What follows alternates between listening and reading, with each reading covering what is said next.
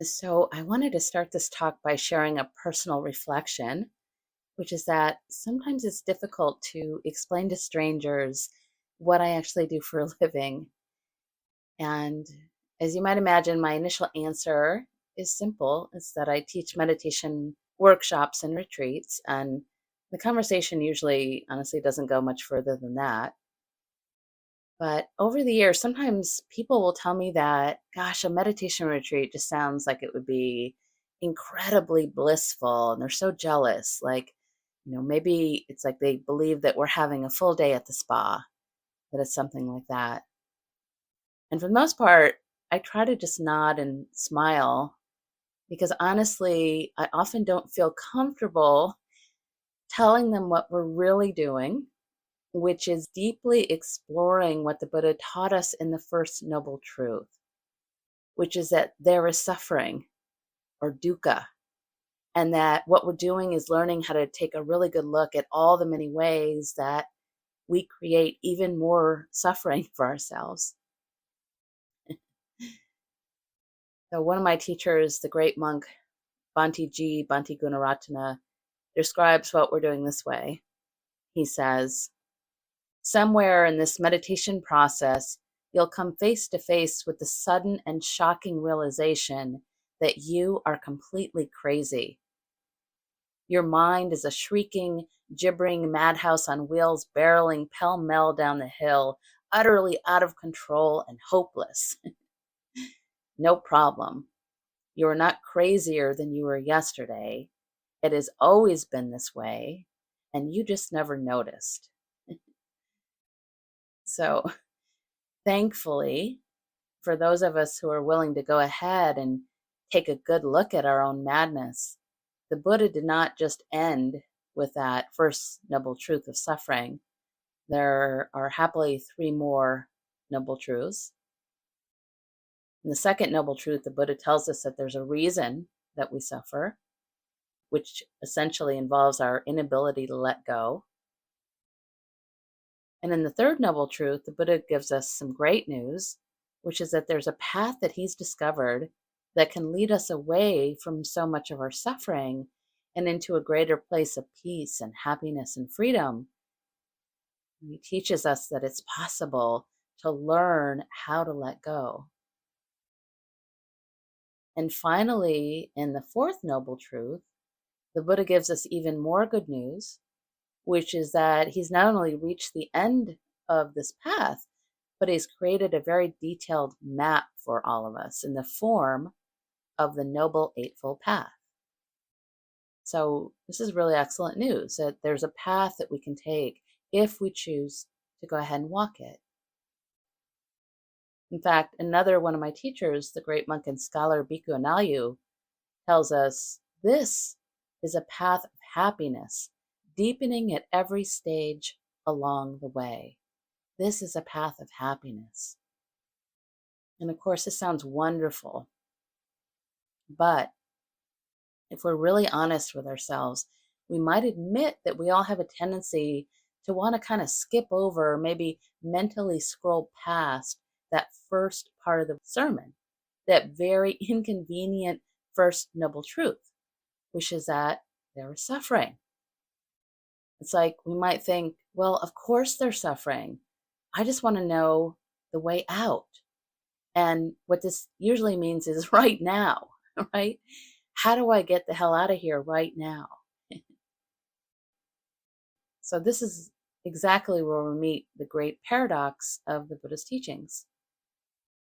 In order for us to discover our way to freedom, or in order for us to achieve a more profound bliss than we could ever find outside of ourselves, what we first need to do is really get to know our suffering. We need to become willing to courageously see it very clearly, and then to allow it to be here, to really be with it with great compassion, and then to examine it very closely without judgment so that we can see clearly all the ways that we are holding on. In his teachings, when he describes the Four Noble Truths, the Buddha tells us Dukkha should be known. The cause by which dukkha comes into play should be known. The diversity in dukkha should be known. The result of dukkha should be known. The cessation of dukkha should be known. The path of practice for the cessation of dukkha should be known. The late great Zen master Thich Nhat Hanh described the same kind of teaching this way. He said, don't get caught in theories or ideas, such as saying that suffering is an illusion or that we have to transcend both suffering and joy. Just stay in touch with what is actually going on, and you will touch the true nature of suffering and the true nature of joy. When you have a headache, it would not be correct to call your headache illusory. To help it go away, you have to acknowledge its existence and understand its causes. And so the idea is that whenever we can allow ourselves to get really close to our own suffering by actually allowing ourselves to be in it, we can suddenly then see it for what it really is and understand it. Then we can very consciously train ourselves to compassionately and skillfully not resist it or cling to it or identify with it. Because as the teachings show us, all of these things are what causes us to suffer even more. So it's like the Buddha has given us this amazing map, but we are expected to discover the way there for ourselves on our own. By fully knowing and understanding our own dukkha, all of it, and how we create it for ourselves, and how we can end it. I love the way the teacher Sharon Salzberg expressed this. She said early on in her practice, when she was studying in India, her teacher Munindra said to her, "The Buddha's enlightenment solved the Buddha's problem. Now you solve yours. Now you solve yours." And Sharon said about this was very important for me. It felt like the first time someone looked me in the eye and basically said, "You can do it. You can solve your own problem." And so this is truly our practice as well. And in the Tibetan Shambhala tradition, which was my original tradition more than 30 years ago now, we are all considered warriors because it takes great courage and determination and patience and compassion to do this work. But in order for us to become warriors, we first need to be willing to acknowledge it, which honestly can be the hardest part because our strategies for avoiding suffering tend to be really strong. This kind of acknowledgement is so important, in fact, that it is said that the whole path of our practice is born out of acknowledging the first noble truth, the truth of our suffering. It's born out of it. The author, Cheryl Strayed, who I love, so beautifully expresses what we're being asked to do in her memoir, Wild, when she courageously acknowledged and faced her own dukkha by hiking alone for more than 1,000 miles on the Pacific Crest Trail. She wrote, "Nobody will protect you from your suffering. You can't cry it away or eat it away or starve it away or walk it away or punch it away or even therapy it away. It's just there and you have to survive it. You have to endure it. You have to live through it and love it and move on and be better for it and run as far as you can in the direction of your best and happiest dreams across the bridge that was built by your own desire to heal." I just absolutely love her story because what she realized is that in order for her to move on and grow and heal, she had to really throw herself into the truth of her own suffering and really face it all by herself through literally thousands of miles of sometimes treacherous conditions. And so she couldn't just jump over it or quickly drive there, right? She had to go through it and face her truth, no matter how difficult it was. And it was. And when she'd finished her walk, her long walk, she wrote, I'd finally come to understand what it had been, a yearning for a way out, when actually what I had wanted to find was a way in. Was a way in.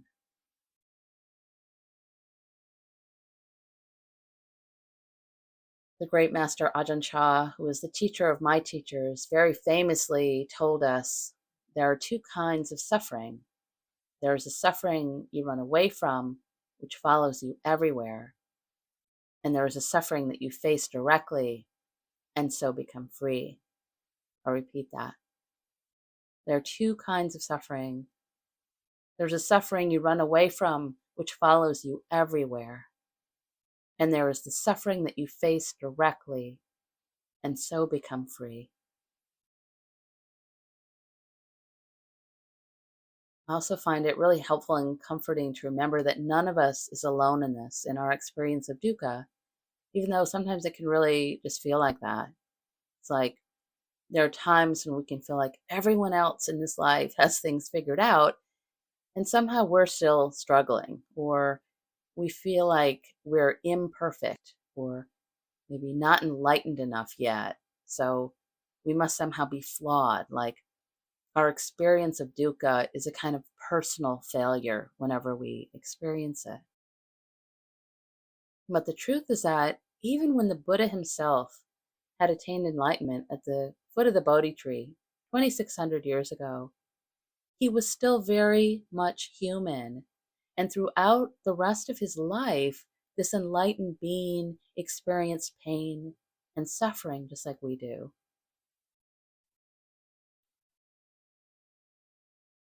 As Thich Nhat Hanh reminded us, the Buddha was not made of stone. He experienced feelings and emotions, pain, cold, hunger, and fatigue, just like all of us. We shouldn't think that because we experience the suffering and afflictions of being human, we cannot touch peace. We cannot touch nirvana. From his teachings and stories about his life, we know that the Buddha suffered, but the key point is that he knew how to suffer. His awakening came from suffering. He knew how to make good use of his afflictions in order to experience awakening. And because of this, he suffered much less than most of us.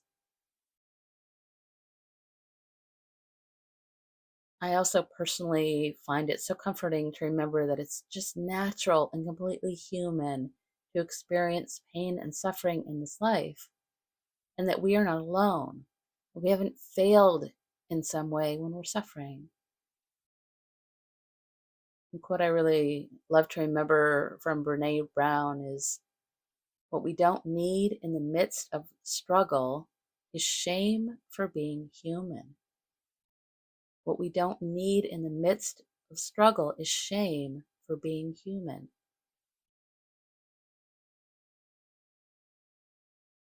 We can also remember that besides our own inner struggles, everywhere we look, there are, of course, external factors that absolutely contribute to our happiness and suffering. Because again, we're all connected. We're all part of one another in this world. So there was the suffering of the pandemic that we've all been through and are still experiencing. And other people can very often be thoughtless and selfish and even cruel. World leaders can be corrupt. Certain situations that we find ourselves in or see others in can be horrible. And of course, we can lose things, our loved ones, our health, etc. And so just like the Buddha himself, it's not that we don't experience pain. Of course we do. Dukkha is universal. There is suffering. But like Thich Nhat Hanh reminds us, the Buddha discovered freedom because he learned how to relate very differently to this universal dukkha. In the sutras, there's a phrase that describes what we're doing when we're facing the First Noble Truth, which is going against the stream, going against the stream. And what we're training ourselves to go against is our very human, almost instinctive reaction to pain, which is to run away from it or maybe fiercely resist it or maybe fight like hell, or maybe we find blame, we blame ourselves or other people. We also maybe try to cover it over, numb it out, or change it, distract ourselves from it. Maybe we just try to pretend it's not even there, right? So these are all very instinctive reactions to our suffering. They're habits of mind, and we tend to do these things almost automatically without much thought, like we're on automatic pilot. And if we think about it, they are all ways that we try in some way to avoid the truth of whatever's happening. So, in essence, they're all ways that we just don't want to be there with it, with our suffering. And oddly, sometimes we can even unconsciously use our meditation practice for this, right? So, for instance, we might catch ourselves thinking something like, okay, if I just do this, then it will go away, right? Which is, again, only another way of avoiding what's here. In our training, what we're being asked to do is something very different, which is to not only directly face our suffering and get to know it, but to actually use the suffering itself as a way to discover freedom. There's a great line about this that I scribbled down one time, and sadly, I can't remember who said it, but it was, "Dear hard times and difficult people, thank you for helping me to grow. You've kind of been like manure." The writer Jennifer Wright tells us, "People talk about caterpillars becoming butterflies as though they just go into a cocoon, slap on wings, and are good to go. Caterpillars have to dissolve into a disgusting pile of goo to become butterflies. So if you're a mess wrapped in blankets right now, keep going." We might even recall the classic Zen metaphor of dukkha, which is that of the mud where the lotus blossom grows, and the phrase, "no mud, no lotus," which is the title of this talk. The idea is that we really can't grow without being willing to be in this mud. And of course, as we're investigating and getting to know this mud or this dukkha, which is considered the first characteristics or truths of this life, dukkha, at the same time, we're also asked to get to know and understand the other two characteristics of life, since all three are intimately and intricately threaded together. As many of you may recall, the other two include impermanence, anicca, the truth that there's really nothing to cling to, and no self, anatta, the truth that there is no permanent, solid, everlasting self that we can cling to either. The teacher Louis Richard simplified these three characteristics into this short phrasing that I find really helpful to remember, which is everything is connected, nothing lasts, and you are not alone. Right? Everything is connected, which is anatta, no self. Nothing lasts, anicca, impermanence, and you are not alone. We all experience dukkha. Another teacher and friend of mine, Ruth King, puts it into even more specific terms for us, which I think are easier to remember. She says simply, everything is imperfect, impermanent, and impersonal. Everything is imperfect, dukkha, impermanent, anicca, and impersonal, anatta. Imperfect, impermanent, impersonal. And if we really want to condense this teaching down to its essence, we can think of our dukkha, our suffering, as caused by our clinging to that which is impermanent, which is essentially everything, including ourselves. So, as you might imagine, one of the first steps in our practice is to investigate for ourselves what the Buddha means when he uses the word dukkha. Many of you may know this ancient Pali word as suffering, but I know that's such a heavy translation, suffering. So I prefer some of the more modern day English translations, which include words like uneasy, uncomfortable, unpleasant, uncertain, difficult, disappointing, dissatisfying, unreliable. My favorite definition is not permanently satisfying. Not permanently satisfying. The word itself is made up of the prefix du, do, and the root ka, kha. So do means bad or difficult, and ka means empty. And a very famous metaphor for dukkha asks us to imagine the wheel of an ox cart, because this was a regular sight in the Buddha's time, of course. And if the empty axle in the middle wasn't smooth and whole, people were going to have a very bumpy ride, dukkha. Right? So it might be helpful to know that the opposite of dukkha is sukha, which means happiness or comfort or ease. And up until this year, actually, I had a daily reminder of this word because I named my cat Sukha, and he definitely brought me all of those things, happiness and comfort and ease.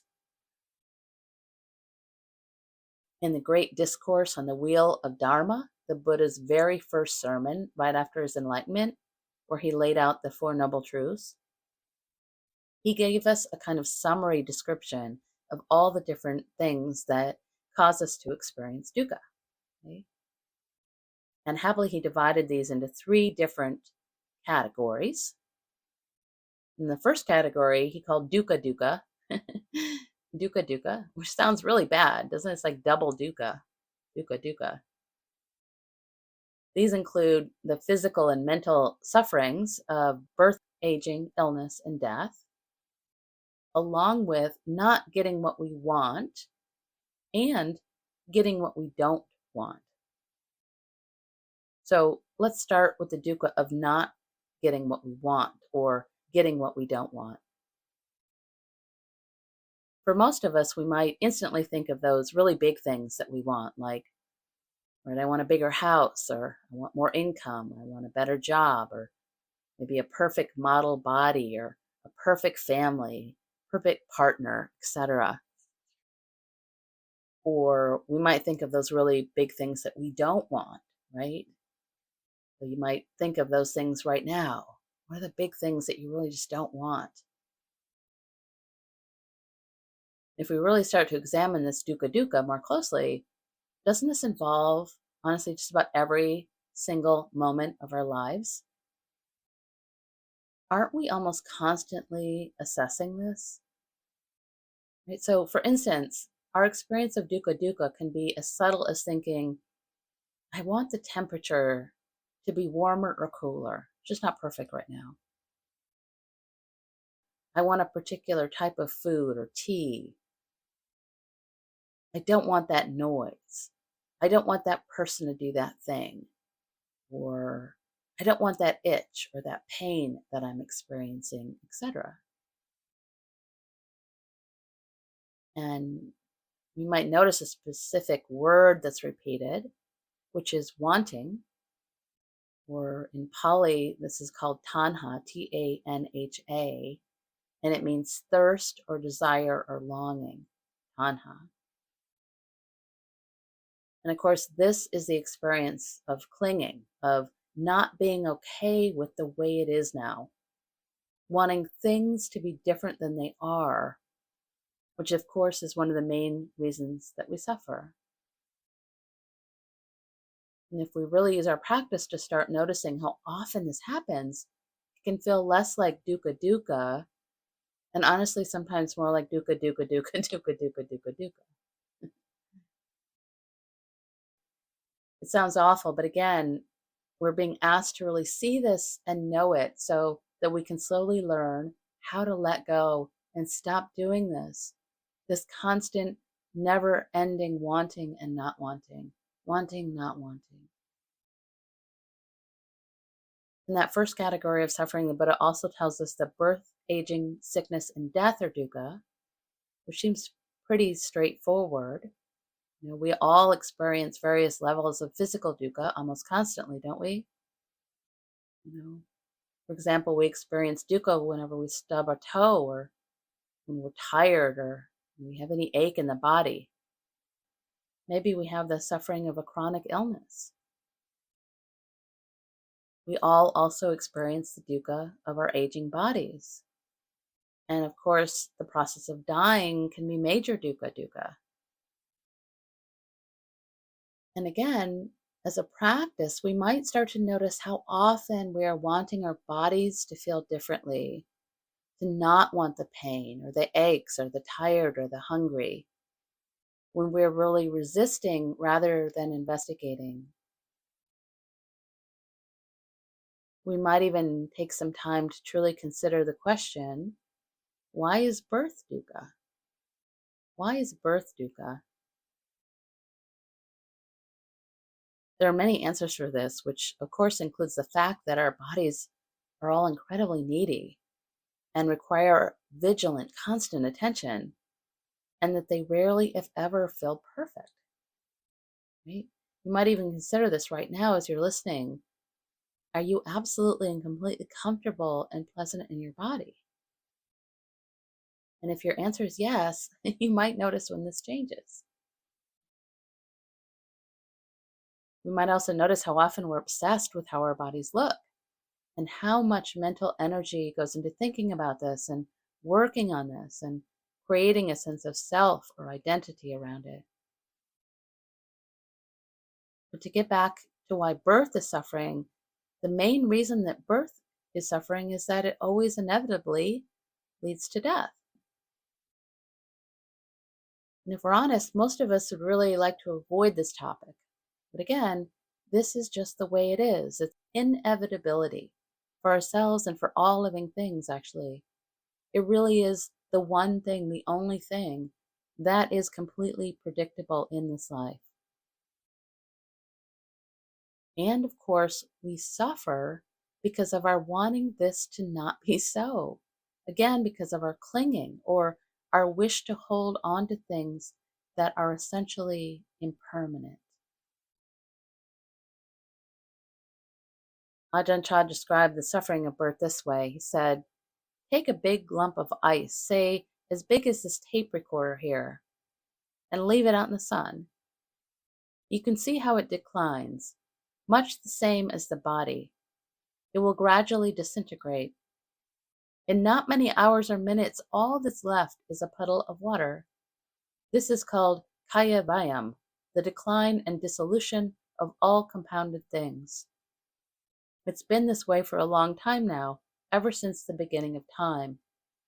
When we are born, we bring this inherent nature into the world with us. We cannot avoid it. At birth, we bring old age, sickness, and death along with us. Which brings us to the second category of dukkha or suffering, viparinama dukkha, which is the dukkha of pleasant or happy experiences changing to unpleasant, or when the causes and conditions that produced the pleasant experiences cease. So here we might notice that we also experience a sense of dukkha even when we think about those things in our lives that we consider pleasant. And this is because part of us knows that it's just not going to last, right? The things that we enjoy or love are honestly not going to last. The situations that we enjoy or love are not going to last. The people and the creatures that we enjoy or love are not going to last. And again, finally, we ourselves are also not going to last. Which leads us to the third category of dukkha, sankhara dukkha, which is similar. because this is the suffering of conditioned experience. And the idea here is that because all things arise and pass, and everything is constantly changing and shifting, we can never find permanent happiness or satisfaction by clinging on to or keeping anything forever. On a really subtle level, for instance, we might notice that we can never find that elusive, perfect posture where the body just feels completely weightless and both mind and body feel totally blissful. Right? And even if we do find this perfect posture and mind state for a minute or two, then the bell rings, right? Impermanence, which of course means that the experience of dukkha is inherent even in pleasant things, mainly, again, because they cannot offer us permanent happiness and satisfaction.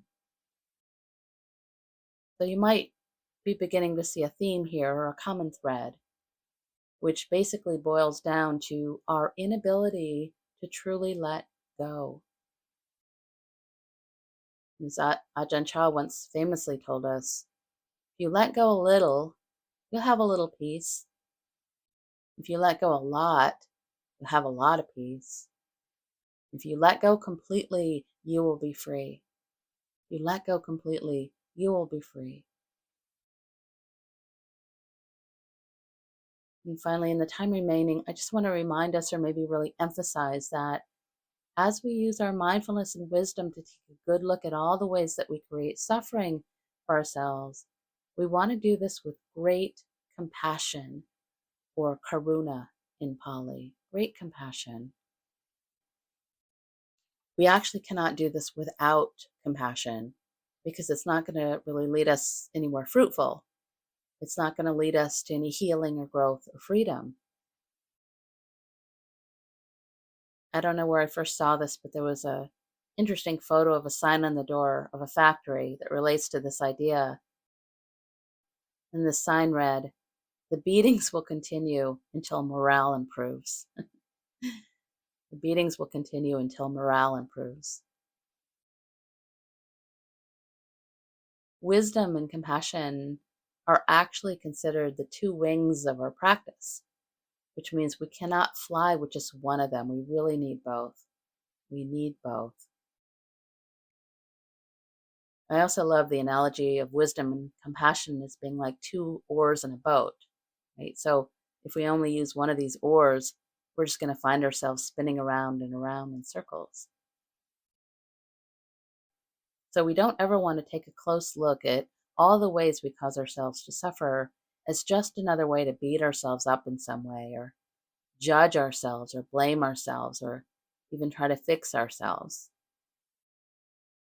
Instead of coming at this with a sense of fixing a flawed self, what we're doing is simply shining a light on all the ways that we unconsciously create suffering for ourselves so that we can very kindly, compassionately, and patiently learn to let go. And finally, just to end, I want to invite you to listen to this description of how we are being asked to be with our suffering from one of my favorite teachers, Thanissaro Mary Weinberg, who tells us, when we're with suffering, it's as if we're with a child that's very unhappy. If the child is wailing and wriggling, wanting to get away, wanting something but it doesn't know what, we kindly hold the child. Sometimes we can experience our minds as the child and the awareness as the mother. The child of the mind can be really hurting and screaming, "I can't bear this, I'm hopeless," or "no one's there for me," or just an unnameable pain that seems so familiar, so ancient, so intractable. But the mother, our aware, present heart, just sits it out and waits patiently for the deeper truth to emerge. She is breathing with the pain while gently holding the mind and body with kind awareness. Then something happens, something beyond the reactivity of the mind. Instead, the heart softens. It sees its own nature, spacious, non-suffering, peaceful, and timeless. Here is freedom.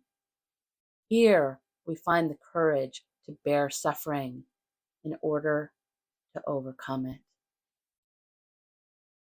And as Helen Keller so wisely reminded us, all the world is full of suffering. It is also full of overcoming. All the world is full of suffering. It is also full of overcoming. Namaste and blessings.